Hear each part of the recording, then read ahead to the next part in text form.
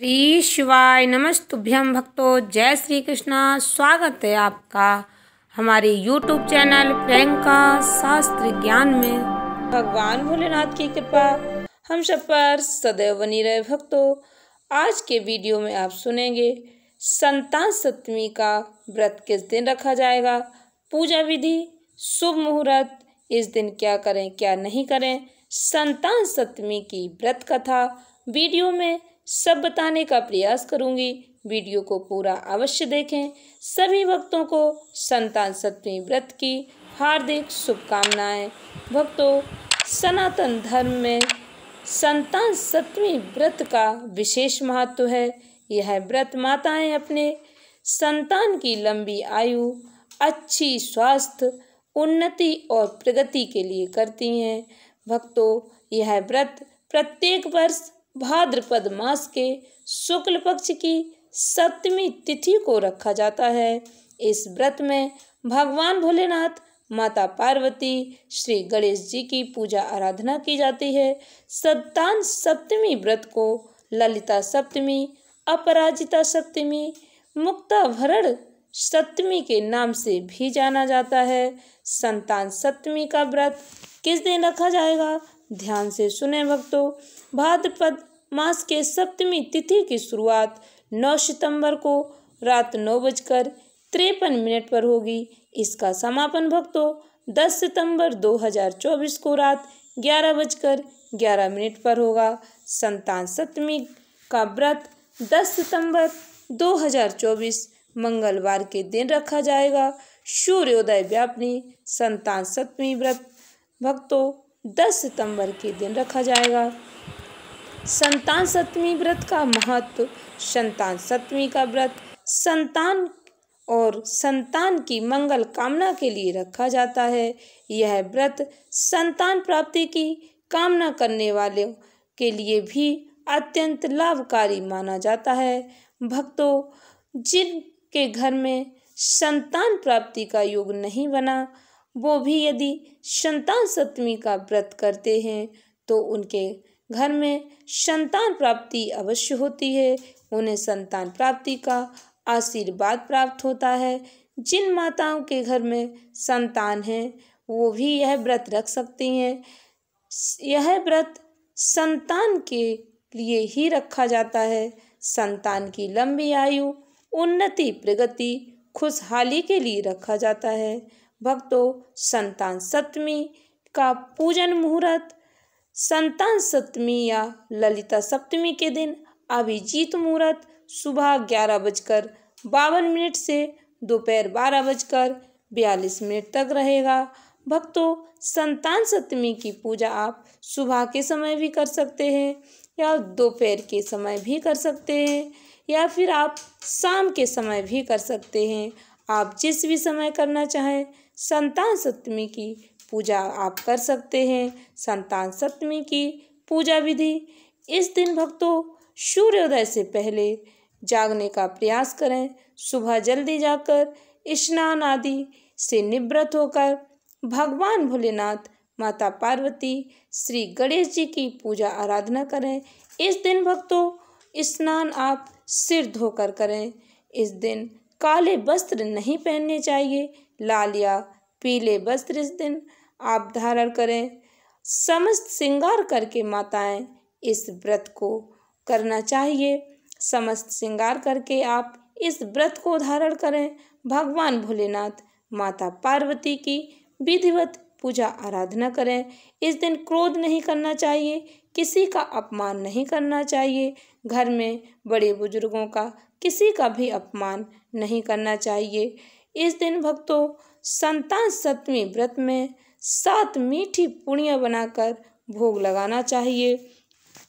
इस दिन भगवान भोलेनाथ, माता पार्वती की पूजा आराधना करें। भोलेनाथ, माता पार्वती की प्रतिमा है यदि आपके घर में तो आप उसे स्थापित करें। आप अपने घर में स्वच्छ स्थान पर चौक बनाकर पटे पर लाल या पीला कपड़ा बिछाकर उस पर भगवान भोलेनाथ, माता पार्वती की प्रतिमा स्थापित करें। नहीं तो आप मिट्टी के भोलेनाथ, माता पार्वती की प्रतिमा बनाकर भी पूजा आराधना कर सकते हैं। इस दिन कलश को नारियल के पत्तों के साथ स्थापित करें, उसमें एक कलावा बांधकर कलश स्थापित करें। यदि आप कलश स्थापित ना भी करें तब भी आप पूजा आराधना कर सकते हैं। कलश स्थापित करना शुभ माना जाता है, इसलिए आप कलश स्थापित करके भी पूजा आराधना कर सकते हैं। घी का दीपक जलाएं। भक्तों, देवी देवताओं को आपके पास जो भी पूजा सामग्री है, हल्दी, चंदन, कुमकुम, पुष्प, अक्षत, कलावा, जो भी पूजा सामग्री है उसे पूर्ण श्रद्धा भक्ति के साथ समर्पित करें। भगवान भोलेनाथ पर शमी पत्र, बेलपत्र जो भी आपके पास है उसे समर्पित करें। भक्तों, संतान की रक्षा, खुशहाली की कामना करते हुए भगवान भोलेनाथ, माता पार्वती, गणेश जी की पूजा आराधना करें। पूजन के बाद संतान सप्तमी व्रत कथा को पढ़ना और सुनना अत्यंत ही शुभ माना जाता है। व्रत कथा सुनकर ही व्रत पूर्ण माना जाता है। इस दिन भक्तों बाल नहीं काटने चाहिए, नाखून नहीं काटने चाहिए, ब्रह्मचर्य का पालन करना चाहिए। यह व्रत पति पत्नी मिलकर भी रख सकते हैं। इस व्रत को करने से पहले भक्तों आप संकल्प धारण करें। हाथ में जल, अक्षत, सुपारी लेकर व्रत का संकल्प धारण करना चाहिए। आप व्रत का संकल्प यदि संस्कृत में नहीं बोल पाते तो आप केवल अपना नाम और गोत्र बोलकर भगवान के सामने आप अपनी संतान सप्तमी व्रत का संकल्प लें। आपके मन में जो भी कामना है उसे मन में स्मरण करते हुए भगवान से प्रार्थना करें। अपना व्रत सफल करने की प्रार्थना करें। यदि आपके मन में कोई कामना नहीं है तो आप मन में भगवान जी से समस्त मनोकामना पूर्ण करने की प्रार्थना करें और व्रत को सफल बनाने की प्रार्थना करें। भगवान भोलेनाथ, माता पार्वती की विधिवत पूजा आराधना करने से शिव शक्ति का आशीर्वाद प्राप्त होता है। भगवान गणेश जी की कृपा सदैव बनी रहती है। भक्तों, इस दिन आप जो 7 पूड़ी बनाते हैं उन्हें घी में बनानी चाहिए, तेल में पूड़ियाँ नहीं बनानी चाहिए। केले के पत्ते में बांधकर इन 7 पूड़ियों को पटे पे रख देना चाहिए। सूत का डोरा या कलावा उसमें 7 गांठें बांधकर भगवान के समक्ष रख देना चाहिए। आप यदि चांदी का कड़ा आपके पास है तो आप उस चांदी के कड़े को उस पटे पर रखें। भक्तों, यदि चांदी का कड़ा आपके पास नहीं है तो आप सूत या कलावा का डोरा लेकर उसमें 7 गांठें बांधकर भगवान के समक्ष रखें। भगवान का आशीर्वाद प्राप्त करें।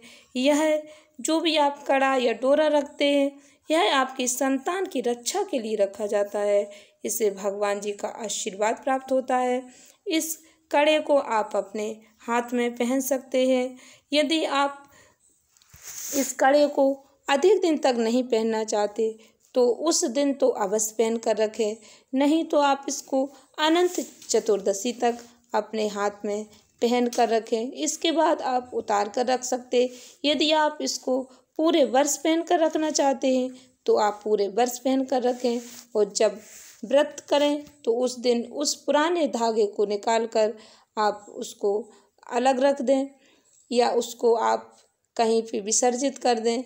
उस धागे को विसर्जन कर सकते हैं और जो आप नया धागा रखते हैं उस धागे को अपने कलाई पर बांध लेना चाहिए। और यदि आप चांदी का कड़ा पहनते हैं तो उस कड़े को पहले आप शुद्ध कर लें, भगवान का धूप दीप दिखाकर आशीर्वाद प्राप्त कर लें। उसके बाद फिर से आप अपनी कलाई में धारण कर सकते हैं। संतान सप्तमी के दिन मीठी पूड़ी खीर बनाने का विधान है। आप मीठी पूड़ी खीर का प्रसाद बनाकर भगवान को समर्पित करें। फल, फूल, मिठाई आपके पास जो भी है भगवान को समर्पित करने के बाद उस प्रसाद को आप बांट भी सकते हैं। और जो भी आप पूजा सामग्री भगवान को समर्पित करते हैं उसे आप ब्राह्मण को दे सकते हैं। दान दक्षिणा जो भी कुछ आपने भगवान को समर्पित किया है, पटे पर जो भी सामग्री चढ़ाई है, यदि आप मीठी पूड़ियाँ अधिक बनाते हैं तो उसका भी आप दान कर सकते हैं, आप ब्राह्मण को दे सकते हैं। भक्तों, इस दिन शुद्ध सात्विक ही फलाहार लेना चाहिए। यदि आपको कोई परेशानी है, यदि आप कोई दवाई वगैरह लेते हैं तो आप ले सकते हैं, इसमें कोई दोष नहीं लगता है।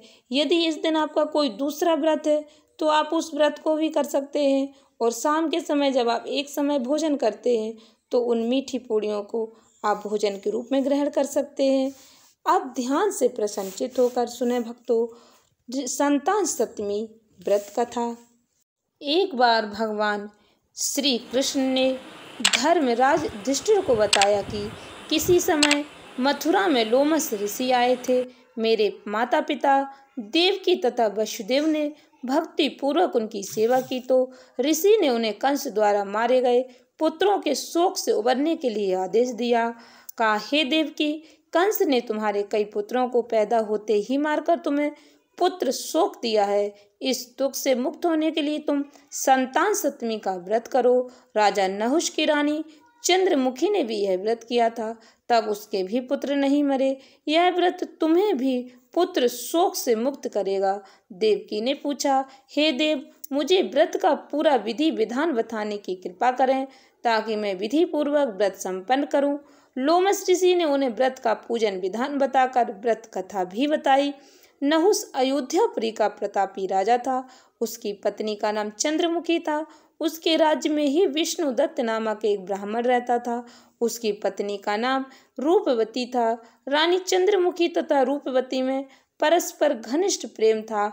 एक दिन वे दोनों सरयू में स्नान करने गईं। वहां अन्य स्त्रियां भी स्नान कर रही थीं। उन स्त्रियों ने वहीं पार्वती शिव जी की प्रतिमा बनाकर विधि पूर्वक उनका पूजन किया। तब रानी चंद्रमुखी तथा रूपवती ने उन स्त्रियों से पूजन का नाम तथा विधि पूछी। उन स्त्रियों में से एक ने बताया, हमने पार्वती सहित शिव जी की पूजा की है। भगवान शिव जी का डोरा बांधकर हमने संकल्प किया है, जब तक जीवित रहेंगी तब तक यह व्रत करती रहेंगी। यह मुक्ता भरण व्रत सुख तथा संतान देने वाला है। उस व्रत की बात सुनकर उन दोनों सखियों ने भी जीवन पर्यंत इस व्रत को करने का संकल्प करके शिव जी के नाम का डोरा बांध लिया, किंतु घर पहुंचने पर वे संकल्प भूल गई। फलता मृत्यु के पश्चात रानी वानरी तथा ब्राह्मणी मुर्गी की योनि में पैदा हुई। कालांतर में दोनों पशु योनि छोड़कर पुनः मनुष्य योनि में आई।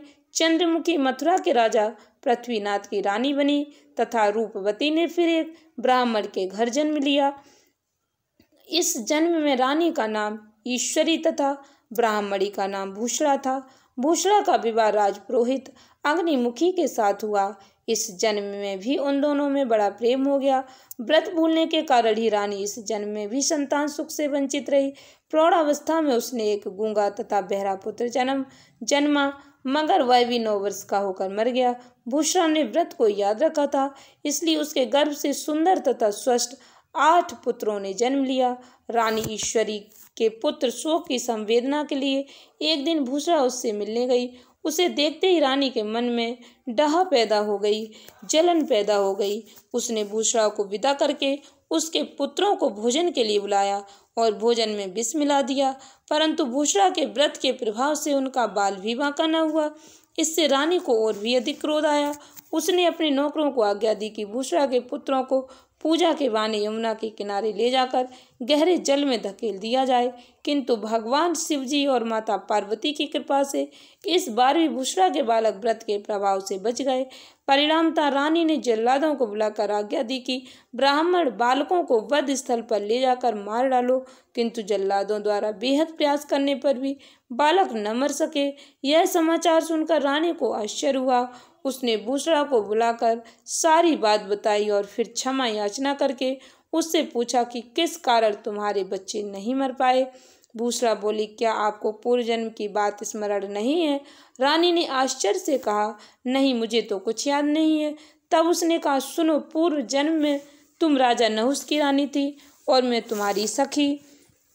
हम दोनों ने एक बार भगवान शिवजी का डोरा बांधकर संकल्प किया था कि जीवन पर्यंत संतान सप्तमी का व्रत किया करेंगे, किंतु दुर्भाग्यवश हम भूल गए और व्रत की अवहेलना होने के कारण विभिन्न योनियों में जन्म लेती हुई अब फिर मनुष्य जन्म को प्राप्त हुई हैं।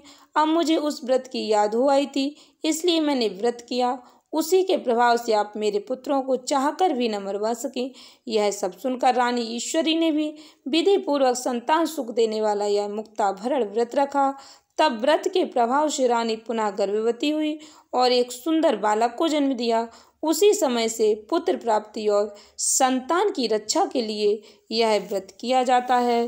भक्तों, आशा करती हूँ वीडियो अच्छी लगी होगी, उपयोगी लगी हो, तो इस वीडियो को अधिक से अधिक भक्तों को शेयर अवश्य करें। इससे सभी को इस व्रत का पुण्य फल प्राप्त हो सके। धन्यवाद भक्तों। श्री शिवाय नमस्तुभ्यम।